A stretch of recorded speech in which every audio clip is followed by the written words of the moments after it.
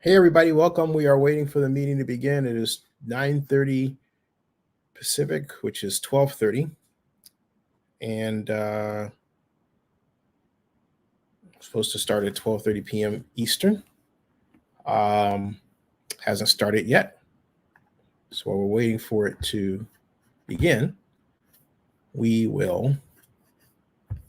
will put this out on the appropriate channel. Share Twitter. Just tweet that out real quick like that. Boom. Okay. Get rid of that and then go over to Facebook. Put that up on Facebook. There. Okay. There that is. Okay. Welcome, everybody. Let me go back and see what's going on. This is 12:31. And let's see here. Should have, let me try this another way. Because that should start it. It just may be just late. But let's see here.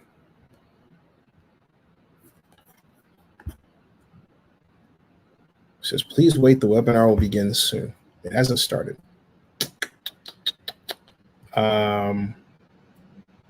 Still hasn't started. And okay. Let's try this again. Go put that over there. Put this over here, go here. Click on that. Okay. I've already done this once. And so I'm Zenny 62 Media, right? And I said I'm not a robot, right? And I see I've already registered. Okay. So if I click the URL, it should start. And it's not starting yet, okay?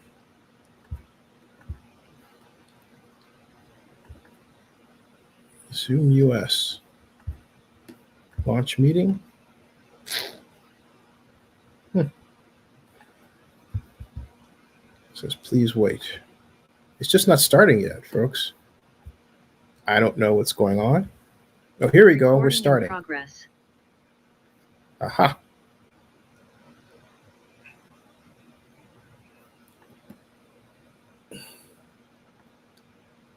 Just make sure this is lined up so you're seeing it.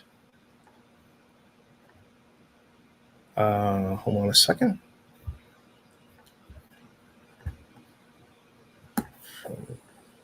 I'm resetting this because, good morning, David. I am resetting this. Let's see here, Zoom webinar. There it is. Ta-da, there we are. Okay. Right.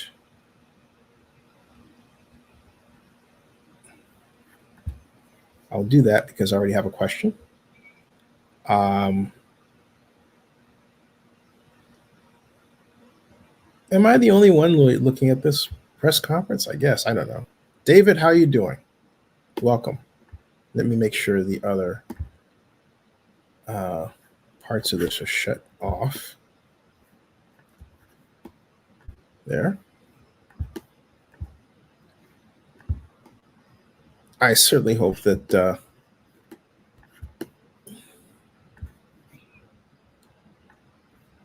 the show is happening. It's 12:35 now. So let's see here. Chat, let's see here.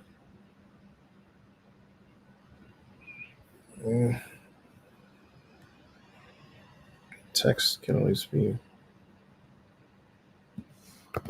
hello. Okay.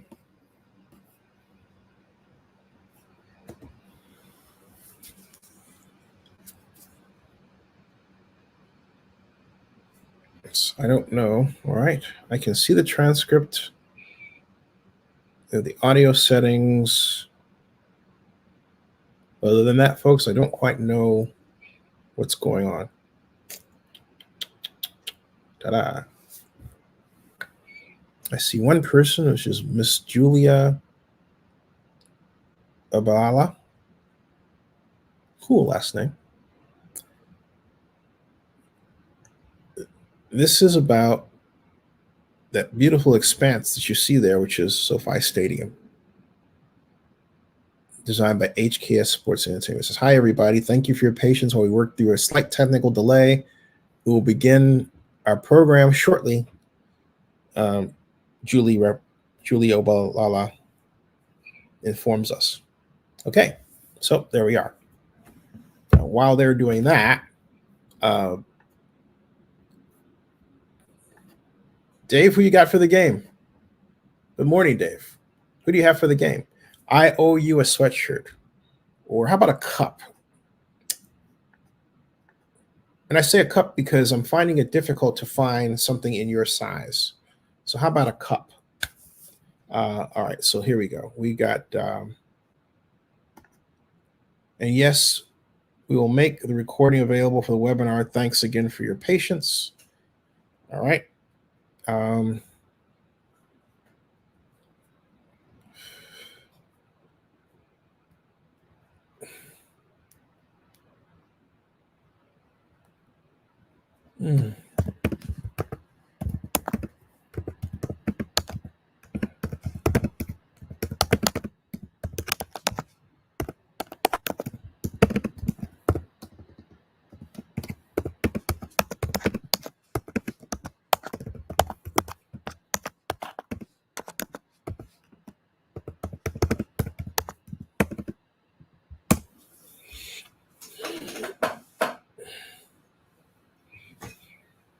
Okay.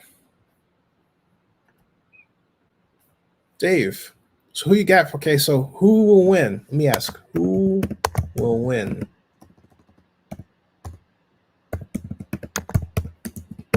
Bengals or Rams?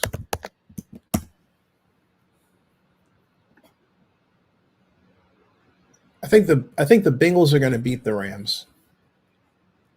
I think it's going to be an upset. So while they're working that out and while you're answering my question, okay, I'm going to get a cup of coffee and bring it over and 2 sticks of a lamb's tail. Chances I'll be back before they start. But if they start, you won't miss a thing. Hold on a second.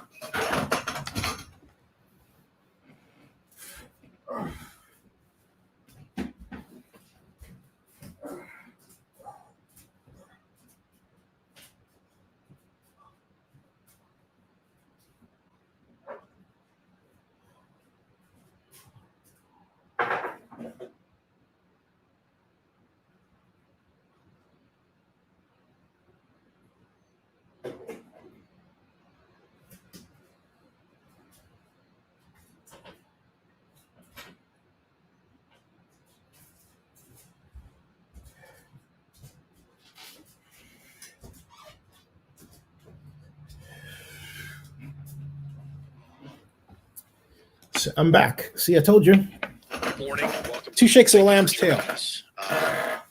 Sorry we had a slight technical difficulty getting going this morning. I think our moderator, Christy, is with us now, though. Christy, can you hear me? Yes. Yes, I can. Perfect. While we wait for our final panelist, I'll pass it over to you, Christy. Great. Thank you. We'll get started in just a few minutes, everyone. We'll just wait for our final panelist to join, and then we will get going. I think Jason is with us now, Christy. Great. All right. Thanks, everyone, for joining us today. I'm just going to go over a few ground rules before we get started. So as a reminder, this is being recorded. We will have the link available following the conclusion of today's press conference. We're going to start with Jason Gannon, who is the Managing Director of SoFi Stadium and Hollywood Park. Following Jason will be Mark Williams, Global Director for Venues at HKS. Then we'll round out with Lance Evan, who's Sports Director at HKS and was the stadium's lead architect. Following the conclusion of Lance's remarks, we'll have a brief period of time for questions. If you can see the Q&A feature at the bottom of your screen, please type your questions into that feature and we will read them out. Please also include your name and the outlet that you are with. All right, and with that, we will be able to get started. Jason? Great, thanks, Christy. Good morning, and thank you for attending today's press conference. My name is Jason Gannon, and I'm the Managing Director of SoFi Stadium and Hollywood Park. Ahead of the Super Bowl 56 at SoFi Stadium, we wanted to invite you to learn more about what inspired the design of the stadium, the inspiration behind some of its unique features, as well as what the vision of Hollywood Park is. We invited SoFi Stadium's architects, HKS, Mark Williams and Lance Evans, to give you an in-depth overview of the building. Before we get started on the stadium, I think it's important to take a look to touch base on really the vision of Hollywood Park and what we're building here on the entire 300 acres. Next slide. Actually, if you don't mind, Lance, maybe go back one. Great, thanks. Hollywood Park is a 300-acre mixed-use development with SoFi Stadium as centerpiece. Currently, the project is the largest urban mixed-use development under construction in the Western United States. Stan Kroenke is the owner and developer of Hollywood Park. His vision is to turn the development into a true sports entertainment destination within the heart of a city known as the entertainment capital of the world. We are well on our way to achieve that goal with the Super Bowl and some of the other milestones we had this year, such as the welcoming of our millionth guest in just 6 short months after the first event with fans. We are located on the site of what was Hollywood Park Racetrack. The size of the project has given us room to think about what makes a destination, and from there to build a true city within a city. Phase 1 of our project has already started to come to life and includes SoFi Stadium, American Airlines Plaza, the 6,000-seat YouTube theater, as well as a lake park. It also encompasses our initial retail, residential, and office buildings. Next slide.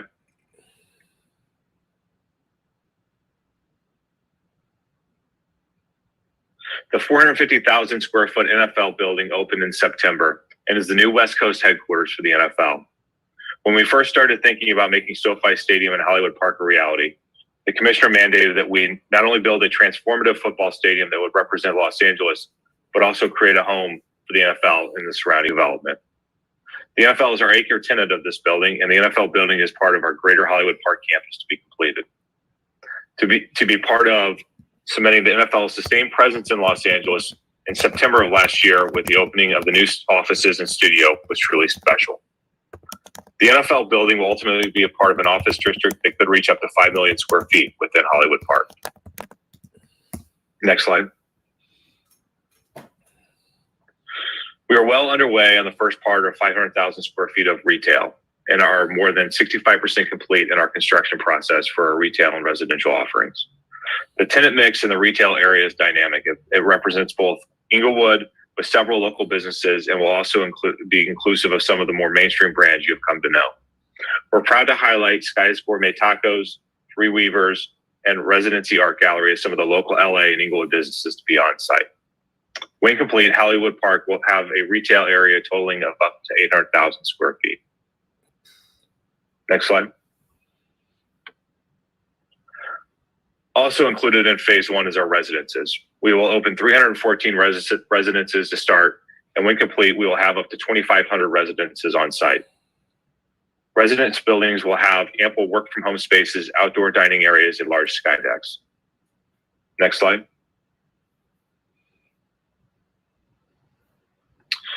The last part of the project I will talk about today is perhaps one of the most important aspects.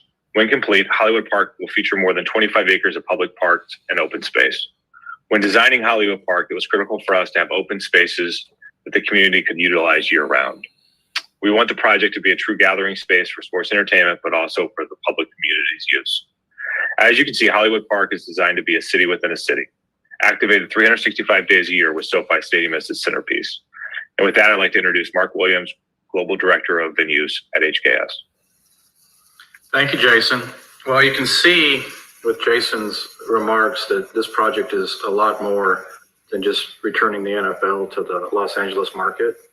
And I think one of the great things for HKS partnering with Mr. Kroenke was his vision. And from day one, he described a destination environment, a flexible environment, and really a legacy project for not only Mr. Kroenke, but for Englewood and the NFL and all fans of sports entertainment. So that was the exciting thing for HKS as our launch point. A couple things we looked at very early on, and we're going to talk about today. We're going to walk through a lot of the design of the stadium for you today, but two themes really came out at the beginning. And one of those was, and they're very diverse, one of those was to create the living room for the city of Englewood. In a lot of ways, this site was the gathering space and the living room for the city, and we wanted to make sure that we had the ability to scale the design down so that it could function on that scale. So that concept is going to come out today a lot in our presentation, but we're primarily going to focus on the opposite end of that, and that is creating a global stage. And that was another theme that really rose out of the first meetings with Mr. Kroenke and the Kroenke Sports Entertainment Group. And we wanted to create, a place that was very visible for the world and could host mega events like what we're going to see here in 7 or 8 days at the Super Bowl. So we thought about that day one. We made sure that that environment was flexible enough to have and expand the opportunities and the experiences for everybody who wanted to be a part of an event like the Super Bowl. And we want to walk you through that today. On the next slide, we've got the program, and we're really talking about 3 venues that are underneath one roof. And I think most of you are familiar with the very sculptural, beautiful canopy roof that we designed into the project. But underneath there's actually 3 venues. The one I think that most people are familiar with is the actual seating bowl of the stadium. So there's a 70,000 minimum capacity seating bowl that we have in there. And then adjacent to that, there's 2 other components. One of them is YouTube performance venue, YouTube theater. And it's a 6,000 seat enclosed venue that can stand alone or work in conjunction with SoFi Stadium and events that we have in there. And in between those 2 spaces, we have a 2.5 acre American Airlines Plaza, which again is another great public gathering space that can be utilized and host events on its own or in conjunction with either YouTube theater or the actual stadium seating bowl. And then surrounding this, as Jason talked about, on this 298 acre site, we have 25 acres of community open park space that has great little areas that can function as a huge significant park, or it can break itself down into smaller sizes and smaller areas to host community events and a wide range of events. So all of those components are within this design that we're going to show you, and they all can work either independently or as one for big events like the Super Bowl. So just to go through a couple design drivers, and these are things that really were the foundation of our decisions and design as a team, and really led us to the way that this building looks and performs. The first one is creating an authentic Los Angeles. And I think in the sports entertainment market, this is one thing that HKS is the most proud of, is really doing a deep dive and understanding the authenticity of the region that we're in and making sure that the architecture replicates that. So Lance will get into a little bit later how we have created really Southern California's first mega indoor-outdoor experience, a theme that's very common in this region, but not common for a building type like this and a scale like this. And then Lance, if you go to the last one, we're sitting in the middle of the entertainment capital of the world. And we thought about that from minute one as well, and knew that a lot of eyeballs across the globe were going to be watching this venue and trying to connect with this venue, and having the connection to Southern California and the entertainment industry was a very important factor. And I think you'll start to see that play out in the design as well. And then the last one was just embracing really the environment and sculpting the landforms, to celebrate the character of the region. And you see that beautiful shot there that influenced Lance and I and the HKS team and our client in a lot of ways. And when we walk through some of the meandering paths to get into the stadium, please remember that image on the bottom left, because that was a big factor in helping us get to the design. So Lance, I want to turn it over to you and walk everybody through the HKS design. Yeah, thanks, Mark. And thanks, Jason. I think, exciting opportunity that was laid out before us. And as we start to go through the building, you can see the uniqueness before you, the 70,000 seat stadium over on the left, American Airlines Plaza in the center of the screen, and then anchored is YouTube Plaza over on the right. All of those three venues that Mark and Jason talked about are really connected via the monumental canopy and anchored around Lake Park, that really rich distributed park network. And it became the center and the heart of the design. And it was all about this idea of connecting with community. And Mark mentioned the notion of this is the old side of the Hollywood Park racetrack. And the grounds at that racetrack really became a gathering place for the community. And so conversations early on with Mr. Kroenke was about giving that public space, giving that space back to the public and having it create the heart and the center of the destination of our entertainment district and the stadium. The site location has tremendous opportunities for us, both from a visual impact and its connectivity into Southern California and the greater Los Angeles region. But the design is located in between the north and south runways of LAX. And with that became this great opportunity to become the welcome card to LA visually as fans, as patrons fly into the city. They get to see this out the window. And then as you look down at the diagrams, this idea of the mixed use development network centered around Lake Park, and then the anchor and mixed use development supplemented around SoFi Stadium being one of the key features. With that proximity to LAX, it actually required us, because of height limits, to embed the field 100 feet below grade. And we wanted to do that in a way that the design was able to embrace and embody the natural kind of environment and landforms and climate around Southern California. So the building is almost entirely passively ventilated. The form of the architecture was designed to attribute that passive ventilation strategies, and it was meant to become a reflection of the energy of a wave, the smooth lines of our coastline, and the design really starts to articulate those fluid natures and ideas of the place in which we live into a purely dynamic piece of architecture. American Airlines Plaza acts for us as this great kind of gathering space, both on an event day and a non-event day for the site and activations. You can see it here on an event day as it acts as the welcoming portal and entry for the vast majority of the fans as they enter SoFi.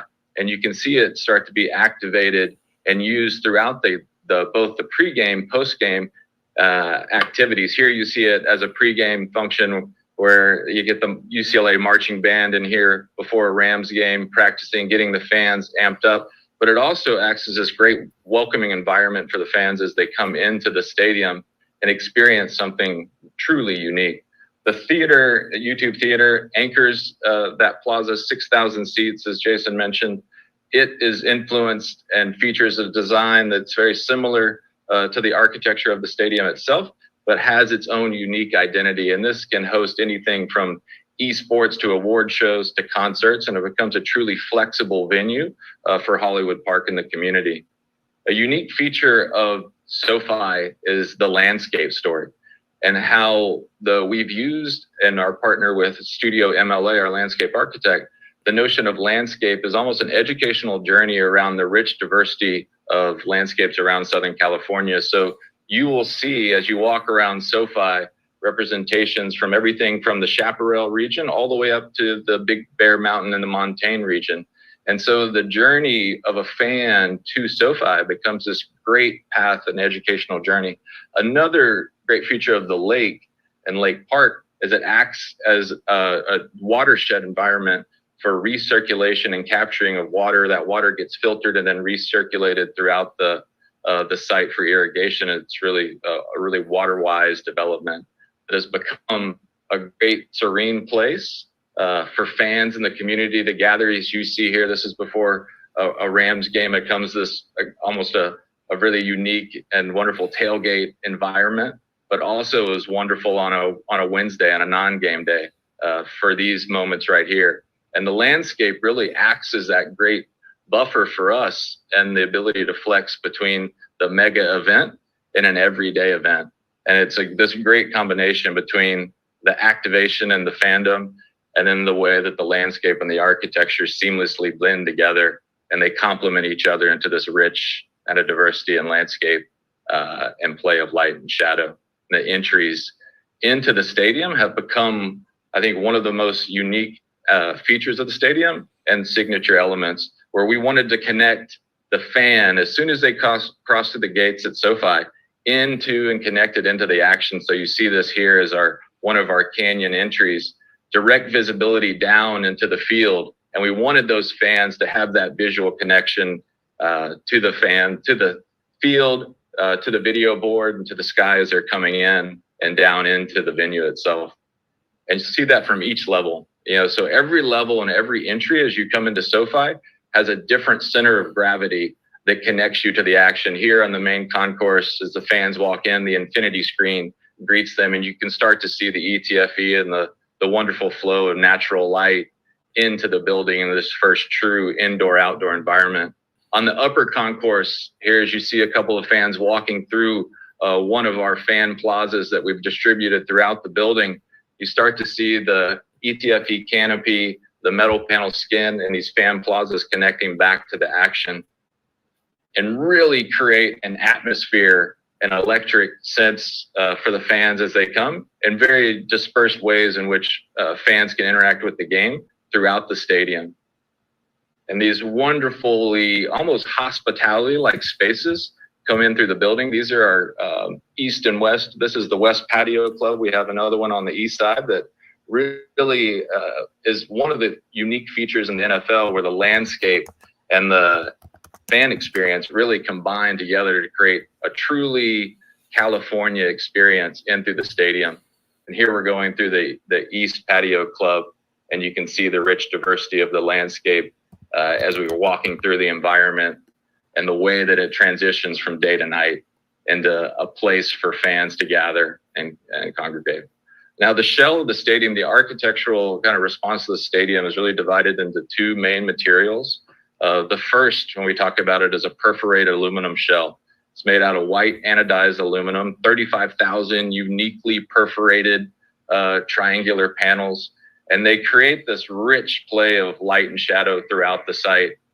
They were delivered in a really novel way, this use of a digital technology. We issued the digital model as a construction document for this project, and that digital model was translated into the built reality that really has become a great, rich, diverse play of light and shadow throughout the stadium.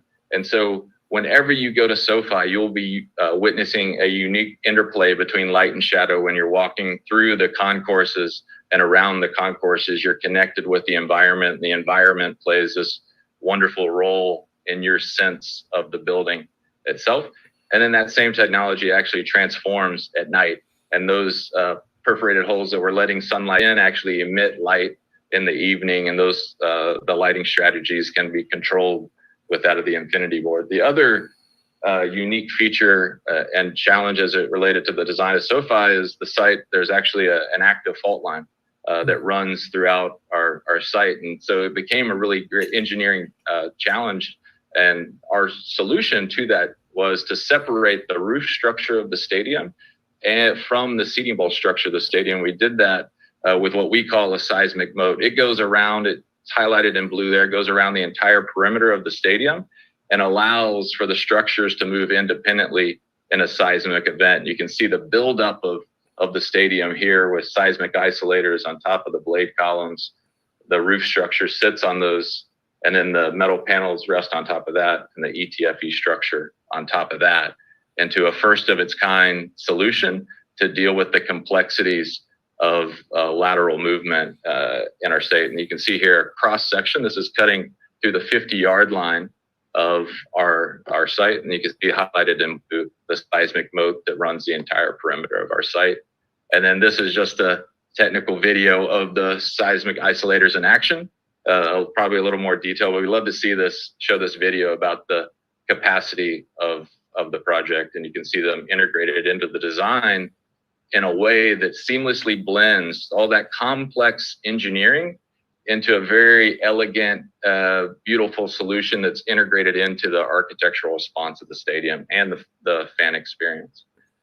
The other, I think, primarily unique aspect of the design is that first truly indoor-outdoor stadium. You know, we wanted to make sure that no matter what climatic conditions existed, that any event that Mr. Kroenke wanted to host at SoFi Stadium, he could.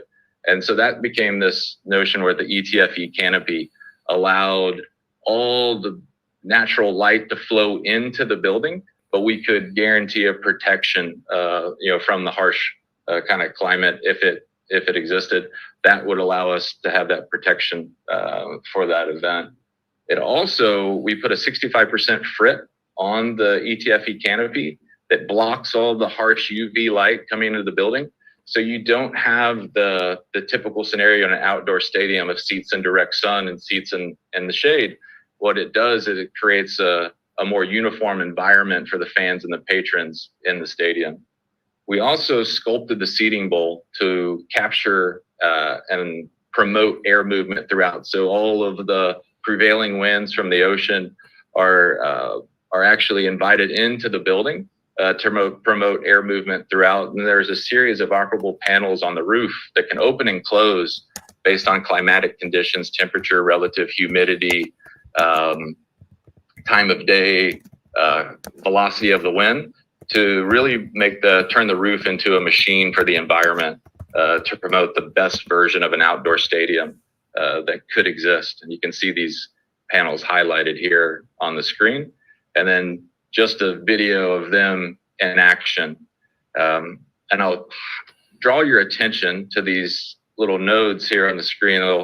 We'll highlight what they are later in the presentation, but these are actually the LED pucks that were integrated into the ETFE canopy that can display content skyward. As this panoramic of the inside of the bowl shows its asymmetrical nature, the way in which we've brought fans closer to the field and invited them to engage more within the game, but it also was an avenue for us for that patron comfort and to promote airflow throughout the stadium. And those unique moments that are SoFi's signature, as it relates to its visual presence of the seating bowl, have become these moments where fans really love to congregate, interact, whether it be the 3-story Michelob Ultra Club or Corona Beach House that we have at the southern end of our stadium, or the field level bungalows that really give you the ultimate, kind of fan experience right at the edge of the end zone, to the perch suites that have a unique offering. And then things like the champagne bar, whiskey bar, tequila bar throughout the stadium that have something for everyone as you come to SoFi Stadium from an entertainment perspective. And at the center of that entertainment is the infinity screen. And this was really a way to deliver an immersive experience to the fans, to get the video screen and then the content closer to the fans, so it goes the entire width of the screen of the field and the entire length of the field. And it brings that energy and excitement closer to the patron and immerses them in the digital content. And it can flex between a singular statement or multi-feed throughout the video screen. And then it's also become this great backdrop for the architecture in the upper concourse. So the video board, commands your attention, but it doesn't distract you from the action. And then, as I mentioned, the LED pucks from the air allow for a live stream broadcast to be projected up to the sky. And I think you've seen a little bit of the teaser of that for the Super Bowl halftime commercial that they released. And I think this is one of those great elements of the design that has become really a postcard for Los Angeles and a way to communicate with the city.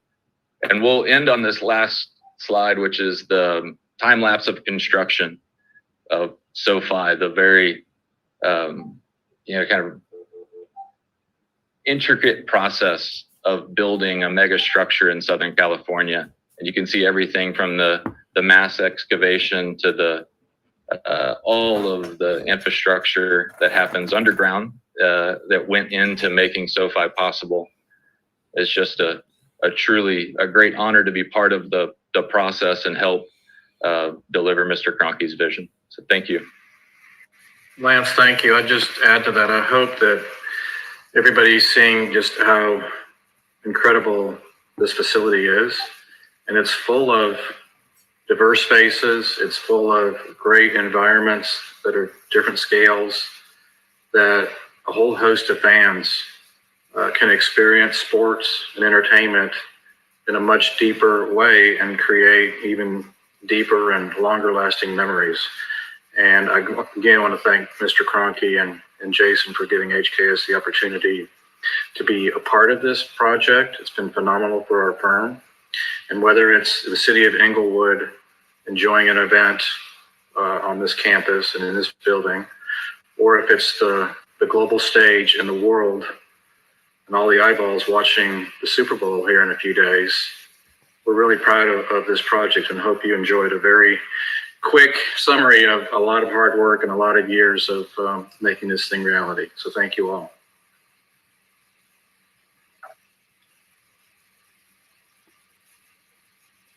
Great. Christy. We'll get started with the Q&A portion now. So first question is from Tom Hofarth. He is from LA Business Journal. He's working on a story about Troika Media in LA. The creative content is produced for the Infinity Screen in the last few years. Can someone talk about how that content has helped show off the screen's dynamics, its versatility? And Julie, I think the question got removed a little too soon, but there was one more word. So the content and its versatility. Jason, I believe that's for you. Yeah, and I know that Lance touched a little bit on the LED board and the Infinity Screen by Samsung in his presentation. I think the word that Lance used was really this immersive experience for fans. And whenever we sat down and with HKS on the design, it was really important that we engaged 100% of the seating bowl, and the dual-sided nature of the video board itself, 4K quality, really allowed us to do some unique things in terms of the content itself. And every game is different. This building itself, it's all digital from a signage perspective. So we can go from a Rams game to a Charger game to a concert to the Super Bowl, really all within a flip of the switch. So the content that's created for all of the screens, and certainly the Infinity Screen by Samsung, is very unique to the event itself. And ultimately, it goes to improve and enhance and make the very best fan experience possible at SoFi Stadium. I mean, this 4K quality board, and Mark and Lance can talk a little bit about it. Really, for the 4K technology to be deployed in that 70,000 square foot video board is unique, and it's one of a kind in live sports.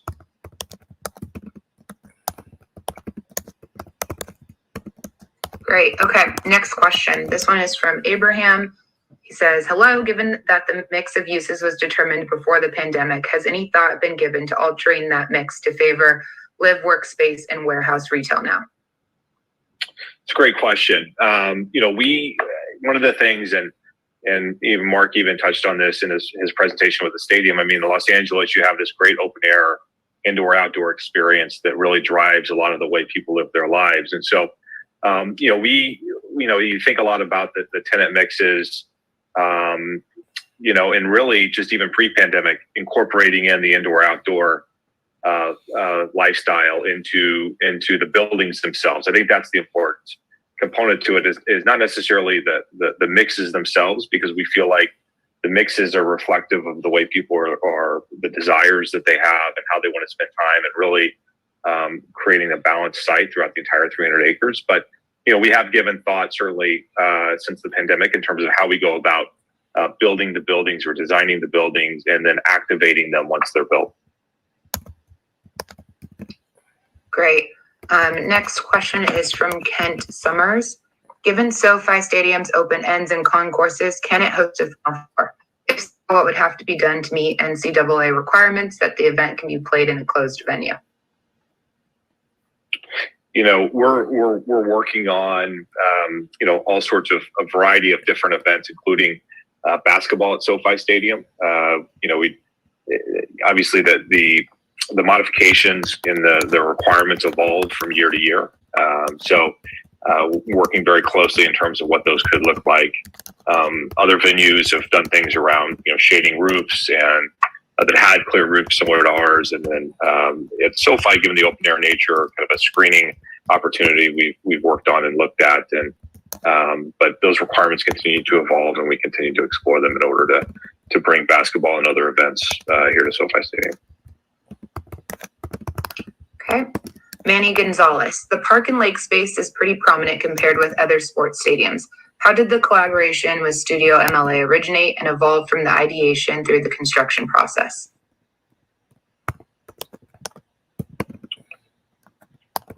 Mark, Lance, you guys want to take that?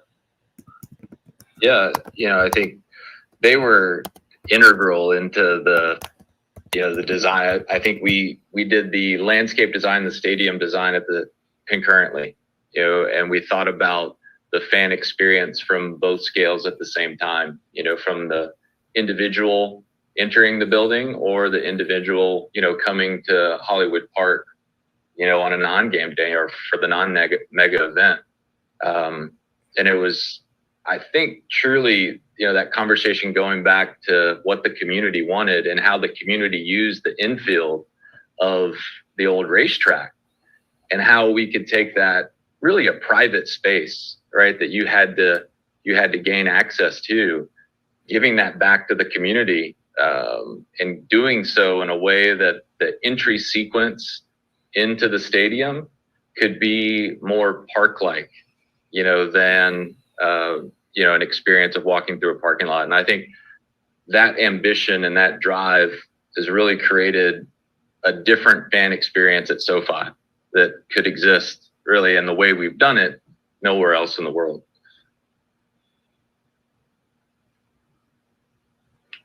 Great. This one is from Alyssa. So 2 questions. Will the development of Hollywood Park be complete by the 2028 Olympics? And then how, if at all, will the Super Bowl help inform preparations for the 2028 Olympics?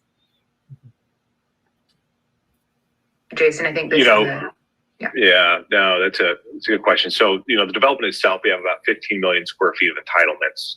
Right now, what you see between what has been built, the stadium itself is over 3.1 million square feet. It's the largest venue in the NFL. So between the stadium, the office, kind of these phase 1 pieces of development that we're speaking of, it's in the retail and the residential, it's about 5 million square feet of the 15 million. Obviously, our intent is to continue to build out, as the need arises over time. And certainly, we'd like to be done with all 15 million square feet by 2028, but we expect that we'd at the very least, be having substantial progress towards that. In terms of the Super Bowl itself, I mean, we look at SoFi Stadium. I mean, this is a venue really that was built for these types of large events. I think one of the important pieces to keep in mind is, the Super Bowl and other sorts of large events would not be coming to Southern California, but for SoFi Stadium. You think this is the first time in about 30 years that the Super Bowl has been in Los Angeles, and to be able to have this type of a venue to bring these types of events is really important. And whether it's the Super Bowl or the college football playoff next year, the national championship game next year, events like WrestleMania and the pursuit of the World Cup, all of which is a great lead up to help us host the Olympics in 2028. Great. All right. The next question is from Patrick Finley at the Chicago Sun-Times. This question is specifically for Lance. So Lance, he covers the Bears, and they're considering building a new stadium there. How much does a sense of place affect your design? Obviously, stadium design would be much different in LA than in Chicago. Yeah, thank you for that question. And it's something that really drives the idea of authenticity, which Mark touched on and we spoke about in our presentation, really drives our architectural expressions here at HKS. That's why stadiums that we designed for Indianapolis, Dallas, Minnesota, and now Los Angeles all have a unique identity, and they are all representative of the place in which we have built them and designed them, and the communities and the teams for which we've designed them for.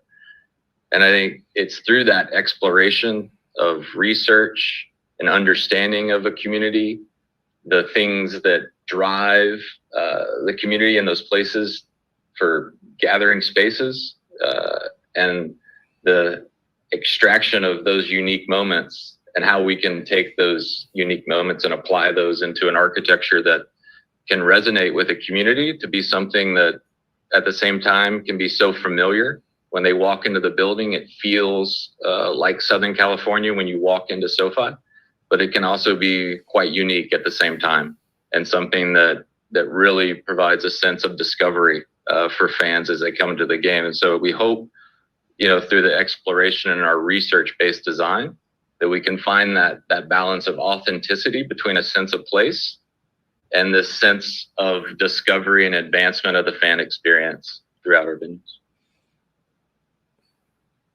Great. The next question is from Zenny. One of my fans wants to know how water drainage is handled, given that the venue is mostly underground.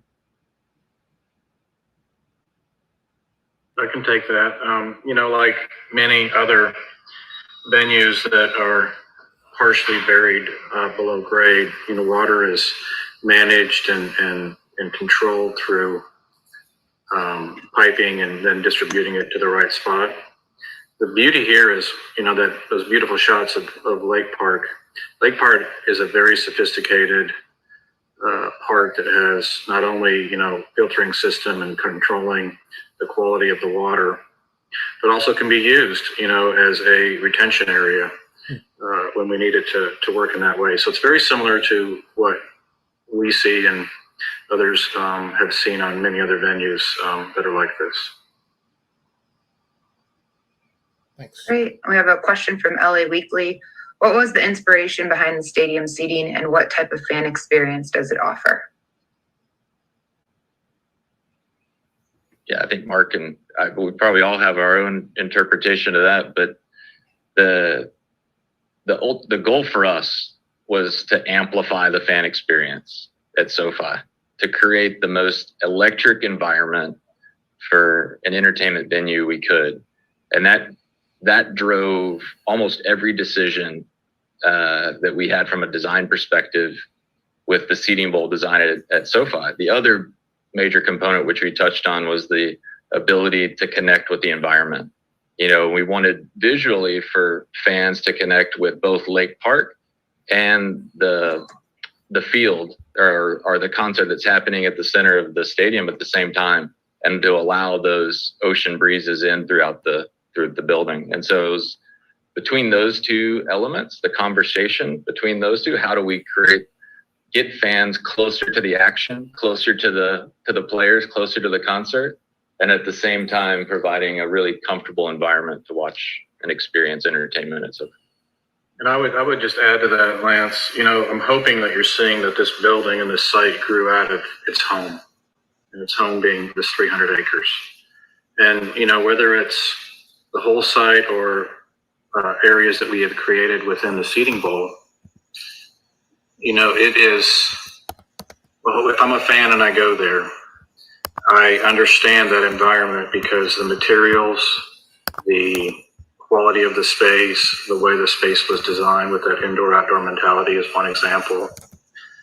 The types of food that are offered in those spaces, all the touch points, all the decisions really grew out of this region and the fan base and those type of things. So it's pretty exciting to see that even taken down to the smaller scale.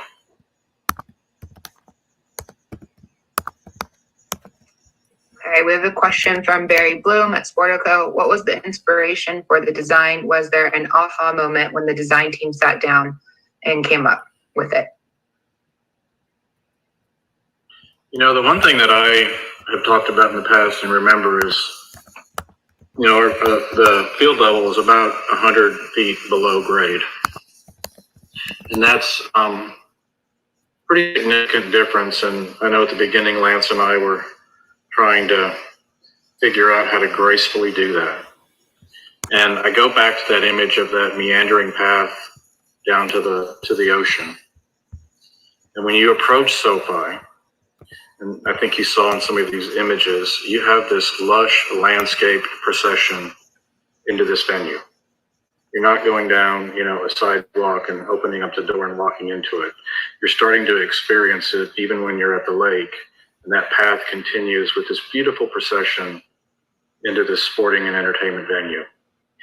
And I think for me, that was one of the design challenges that we had to figure out how to create that experience and actually create that a solution for that difference in elevation. And I think it turned out to be probably the most memorable approach into a sports and entertainment project that's out there. So it was very neat for me personally, and I think for HKS to be able to create that type of procession into this venue. I think from my perspective, you know, there really were two, I'd say, aha moments, as the reporter put it, where everyone really gathered around, from ownership to the design team. And one was this notion that Lake Park was going to be the heart of the district. The second was that the stadium was going to be an indoor-outdoor environment. And I think those two things together really fueled all the design conversations around the ultimate architecture that you see there. But those were two aha moments that changed the trajectory of the design of both the park and the stadium. Okay, next question. So we have Eli from NBC Boston. Can you talk about how unique the roof lighting is, how cutting edge it is, or some of the challenges associated with it? Sure. The LEDs, I'm guessing on the Yeah, that would be my guess as well. You know, we knew that we were, you know, the proximity to LAX offered an opportunity to greet individuals from what we call designing from the fifth elevation in a unique way, that could take the content of the energy and the entertainment that was happening inside the stadium and project that, you know, up to the sky through this fifth elevation. But we didn't want to obstruct the natural light flowing into the building, you know, and the use of the ETFE. So we partnered with a group, the same technology actually and the LED system that was utilized on the Burj Khalifa, and adapted that technology for really a first-time application and integrated it into the ETFE material, into a novel solution that when you're on the inside and you look up, you don't even understand that technology is there. But when you're looking down on the building, it creates this wonderful presence. If you think about creating a global stage and having the ability for millions of people to fly into LAX every year, their first, you know, really true impression is the roof on this building. So as they touch down into Los Angeles and Southern California, really their first true experience is looking down on this building. So it's a great site, as we pointed out with that image, to be able to be the start of somebody's journey through this region. And there's a lot of people that are looking down on top of this building, and that just shows the power of this site. Okay. Next question. It seems that there was no major change in the design from quote script to end quote screen. Is that the case?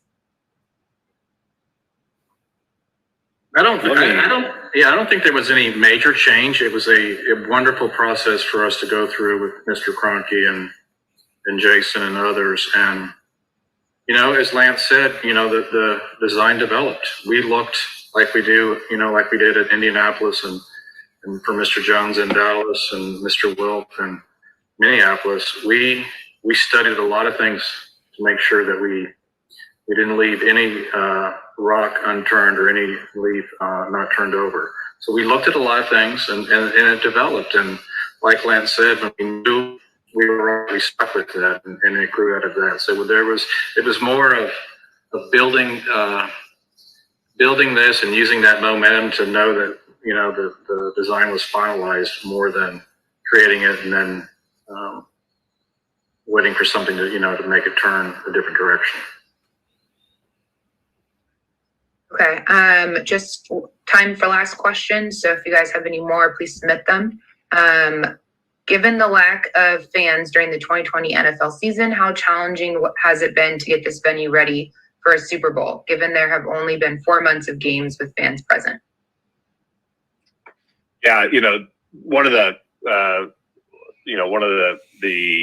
pieces about SoFi Stadium is, you know, we have 2 NFL teams, so it actually has allowed us an opportunity to, you know, have at this point included playoffs over 20 NFL games at SoFi Stadium, which, if you look, you know, kind of historically, one team facilities, that's about the same amount of games that they would traditionally have it leading up to the Super Bowl itself. So in terms of the ability to kind of work through our operations plan and procedures and seeing how people actually experience the building and make those tweaks, you know, we're pretty fortunate to be able to do that at a normal volume of games. And I'd also like to point out, had a lot of concerts, and as I mentioned earlier, you know, we've had over 1 million visitors in the building in really a short time span, over 6 months. So we feel really good about the amount of events that we've had to date in our preparation for the Super Bowl. Great, and we're coming up on time, so this will be our last question. What was the biggest challenge while building the stadium, and what is your favorite part? I think everyone could probably weigh in on favorite part. Well, I will, this is Jason. I'll start with my favorite part. You know, I think just the placemaking and the landscape design is just incredible. I mean, it's, you know, generally in my experience in buildings like this, sometimes those pieces are an afterthought.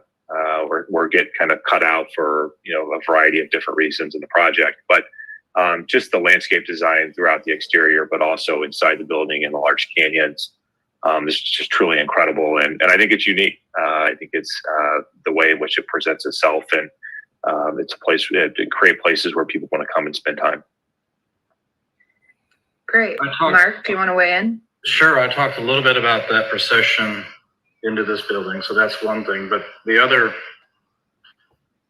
piece to that is, you know, when you're on the upper concourse, it is just an incredible vantage point, not only, you know, inward into the seating bowl and the environments that we talked about, but when you're on the concourse and you look out across the site, and, you know, you can see the Hollywood sign on great days, you can see LAX and the ocean, and you can see the mountains. I mean, it's just an incredible vantage point when you're on that upper concourse. And as far as the challenges, you know, these buildings are complicated buildings. This is over 3 years, you know, to build this, and that's on top of a couple of years of design. So it's a 5-6 year long process to make these buildings from the ground up, and they're complicated, you know. And I'm really proud of our team, Turner Hunt, JB, who constructed the venue, to work through that. And we had to work that through the heart and soul of the pandemic, you know, and we made it through that. So there was a lot of challenges, just as there is on any of these buildings that are this complex, but there's a lot of joy too that comes with those moments of working your way through day by day to design and build something like this.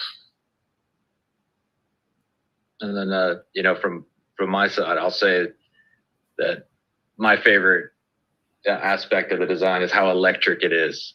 Mm. The atmosphere inside SoFi is so unbelievable, and the way that the noise from the fans, the immersion from the technology, and the way that the natural environment surrounds and embraces you is so unique. That I can't wait to see, you know, the energy on Super Bowl Sunday, you know, in this building. I think it truly could become something that that is going to surprise a lot of folks. Just how loud it's going to be inside that stadium. Great. Well, I think that wraps up today. Thank you everyone for attending. We appreciate it. We are going to send out the link to this virtual press conference, so that will hit your inboxes a little bit later today, along with some other press kit type assets. Thank you so much. And so that, yeah, there we go. We still have it there. Okay, so folks, that ends a good presentation, and I'm going to share with you some posts that came up as a result, information posts that they presented that came up as a result, or during the meeting, I should say, real quick, and are also available at the HKS Architects website. But this one that you're about to see, I'm about to share with you, has to do with the facility and how it will, there it is. There it is. Englewood gets new image. There we go. Right. This one. Boom. And let me scroll down so you can see the complete page. Englewood gets new image as Super Bowl lands at SoFi Stadium. And all of this page is part of an offering of pages of information on SoFi Stadium that you can get at hksinc.com. Okay. That is hksinc.com.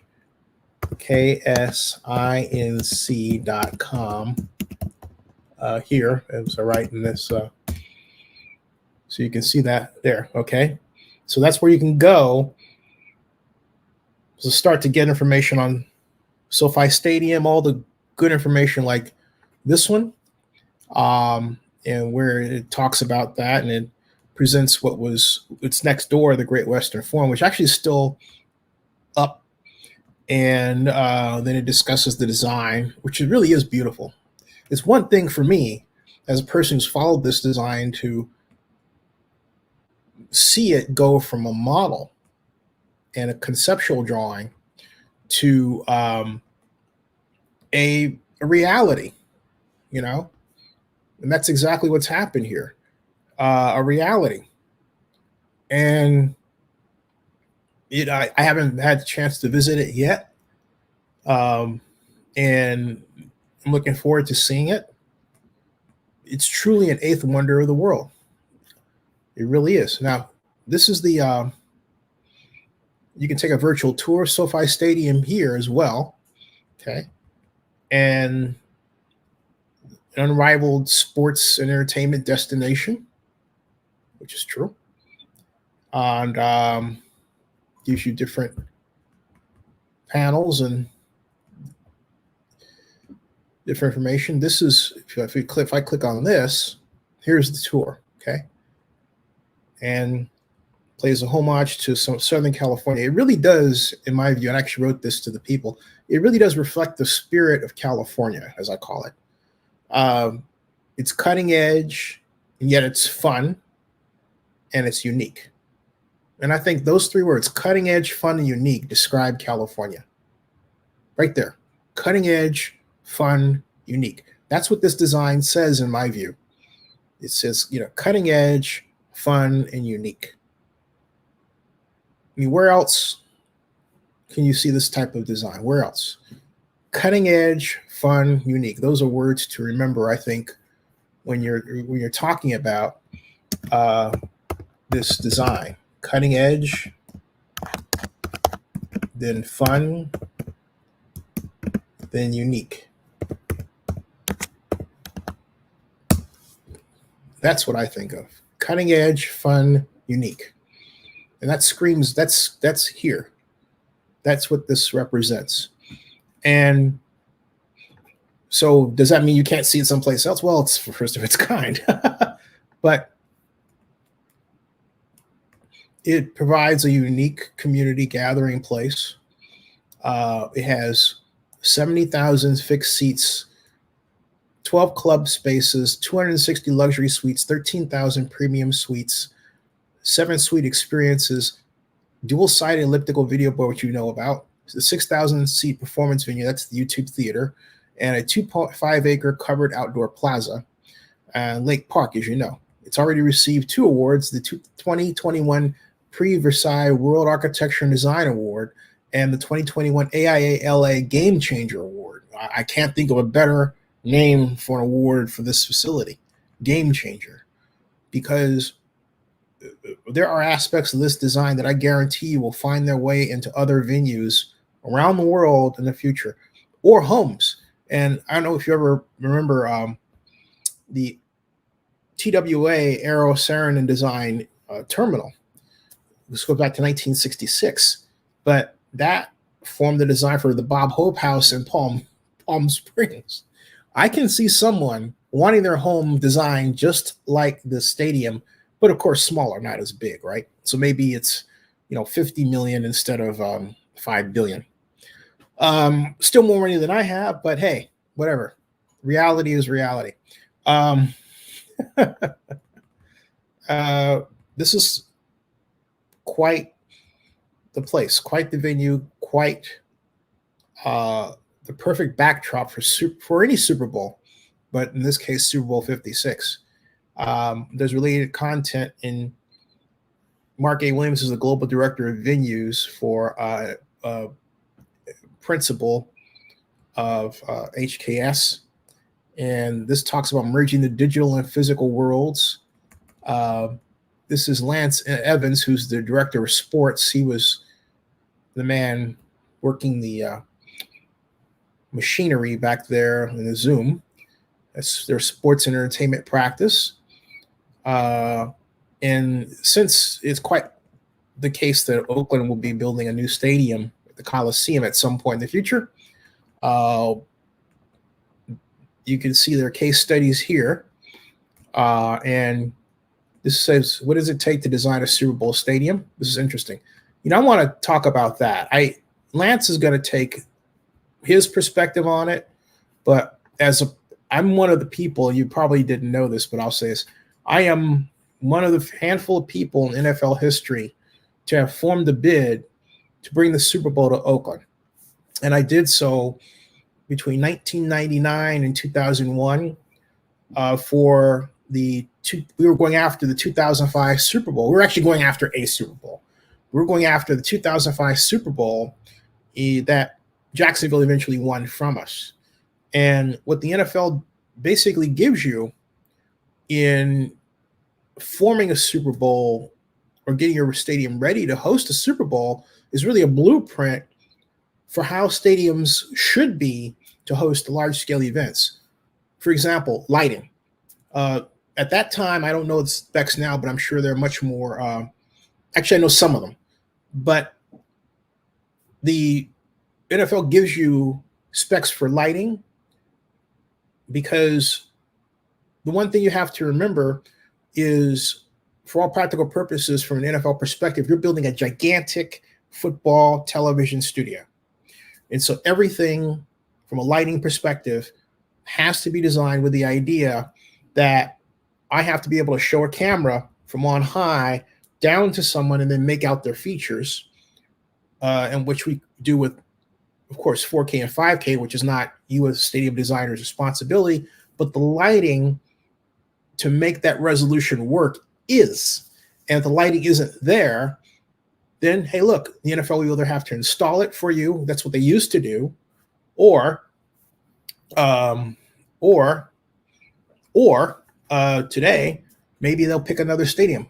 But the good news is that there's so many new venues. And that's why the NFL, that's one big reason why the NFL embarked on a new stadium campaign now 20-something years ago, was because too often it had to make changes from, say, one stadium like Rice Stadium to the Superdome to the Rose Bowl, and they were getting too many different lighting standards to deal with, and that really hurts your broadcast or can hurt your broadcast. Fortunately, that problem is long gone. Something else, too, that the National Football League calls for is stadium sightlines. In other words, the NFL is going to come through and they're going to declare a certain number of seats unsellable. And the reason is that you have people. Let me see if I can give you an example here. If I go here and scroll down just at SoFi Stadium of what you might want to see or look for in the stadium, and let's take a look at, or AT&T Stadium is another example, since I know that's where the Cowboys hosted the 2011 Super Bowl. Let me see if there's an interior shot, and there is. Okay, this is perfect right here. All right, this one is perfect. Okay, so if you take a look at the lower bowl, all right, this is the example of a design where the NFL doesn't have to go through and knock off seats that are unsellable. Why? Because they're all raised above the field. Okay, now they will sell the suites because there are people who want those, but they're not going to sell the suites behind the bench. Why? Because the suites behind the bench do not provide the kind of view that a person would really want to pay for. It's one thing to have it offered, but what you don't want to have is a situation where someone says, oh, by the way, I bought this and I expected a view where the players were not in my way. Now, as ridiculous as that complaint might sound, it will happen if you design the environment for it to happen. So you don't want to do that, so you don't sell that, right?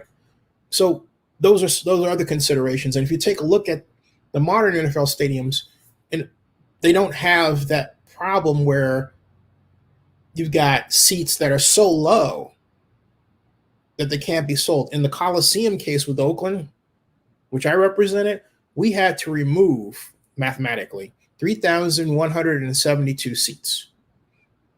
So Jim Steed came through and said, all right, you have to remove these. Anderson Consulting Team, which is the architect at the time that helped me, with Todd Barnes, who's now NFL security, came through. They eliminated those. And then we had to essentially replace those someplace else. So what we did was we designed and I still have the plans for that, another third deck, a temporary third deck that would add 12,294 additional seats at an estimated cost for us of just north of $10 million. So, and that was temporary. Okay. So we plan to pay for it through the sale of a new naming rights agreement where we would name both the field, like for example, Corporation ABC Field at Corporation XYZ Stadium, right? So we're going to price that at $200 million if we got the Super Bowl. Okay. We would take only 10% out of that and essentially back pay for the cost of the seats. We would front it knowing that we were going to get the Super Bowl. Because once you get the Super Bowl, it's game over. You got the Super Bowl, right? So then you can begin to wheel and deal from a financing standpoint to achieve the money that you need to build what you plan to build. That was then. Okay. Now, all the adjustments that I'm talking to you about are baked into new stadiums, like SoFi, as an example. Something else, too, that the NFL's gotten really, really great at, although I don't have a photo here of it, is corridor width. Now, it used to be you go to a Super Bowl, and because I've been to 10 of them, and some places have corridors that were just too short. One of them was not what we used to call Energy Stadium, where the Houston Texans play. The stadium that they built that hosted the Super Bowl between the Carolina Panthers and New England Patriots, which is really a great game I attended, by the way.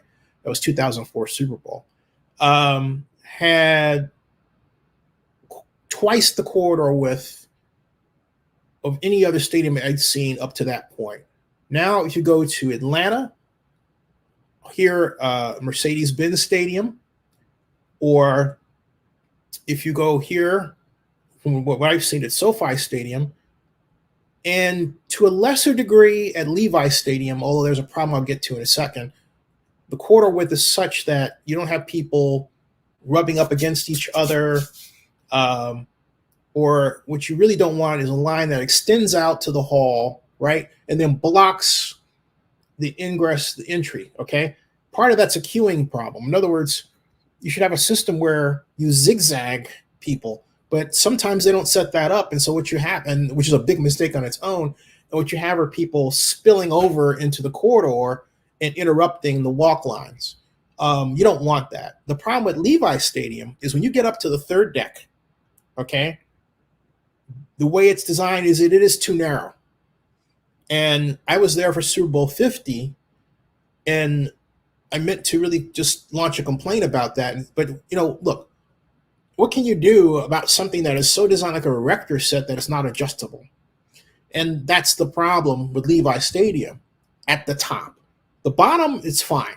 But when you get to the top there at the third, now you might say it's the top, so what? But again, it's the Super Bowl, and you don't want situations where people are uncomfortable because it could result in the worst case in an accident or a lawsuit. So you always have to think in those terms when you are talking about the design of a stadium, particularly for big sports events like a Super Bowl. That's critical. I don't see that happening at SoFi. Atlanta's a beautiful example where it's not going to happen. The third deck's got this 50-yard line bar that is in a space so wide that it's really difficult to get uncomfortable even when it's crowded. I was very impressed with Atlanta Stadium the times that I've had the opportunity to see a game there. So this is where we're at. And, we might think of this. Let me explain how to understand why this is important. We're in a space today where content creation is king in terms of economic output production. Down here in Georgia, where I am helping my mom, although I still have my place in Oakland, they're estimating they received $4 billion in revenue from motion picture production. That was last year alone. And they believe they're going to top that, okay? What is motion picture production but content creation? What is watching a Super Bowl game but content creation? You talk about non-fungible tokens, that's content creation. Content is king. And right now we're at a point in society where content is so king that for an event like the Super Bowl or an NFL game, you've got to make sure that the venue allows the creation of top quality content. It doesn't matter if I'm in the stands and I'm making a video blog or I'm worried about the entire Super Bowl telecast. You want to make sure that your lighting and your venue and your experiences add to the quality of the content. That's the objective today, and it's going to be the case for the rest of our lives. That's really critical. I can't say enough how critical that is. So the NFL gives you a blueprint for how your stadium is going to construct, but also it gives you a blueprint regarding where your stadium and convention facility should be. For example, 24,500 top quality hotel rooms within an hour's drive of the stadium. That's also critical. That tells you how many hotel rooms you need to have, top quality, if you want to even think of hosting a Super Bowl. You have to have hotel rooms equal to 1,200 rooms for media broadcast partners. You have to have 900,000 square feet of ballroom space for the NFL experience. Okay? Now, the NFL doesn't have the bid system for the Super Bowl, but it doesn't change the fact that what I just recited to you are requirements that every city should meet if it wants to host a big event like the Super Bowl. I mean, how much more sense would it make than to be able to say, hey, my facility can host the Super Bowl top quality, top notch, ready to go right now. That means that your facility, if that's true, follows all the key marks. if it's domed, and I think it should be domed, you especially want to meet these specifications. And if you're interested in them, I would contact Peter O'Reilly with the National Football League. He's the head of NFL marketing and venue, and we call him Mr. Super Bowl. And he's happy to instruct you if you, of course, represent a city or a county or a state, and economic development, right? So David asks, do you think you will in the future draw up a design for a new state? Me personally, I don't know. I'm running my company. I think, it's a nice question. I think with respect to Oakland has to prove that it has the will and the initiative to complete big projects. That's where Oakland is. Okay. So it's almost 2:00 out here. I'm going to wrap up. I want to thank everybody for watching and say, hey, subscribe to Zenny62, bookmark oaklandnewsnow.com. And Dave, thanks for the questions, everybody else, but that ends this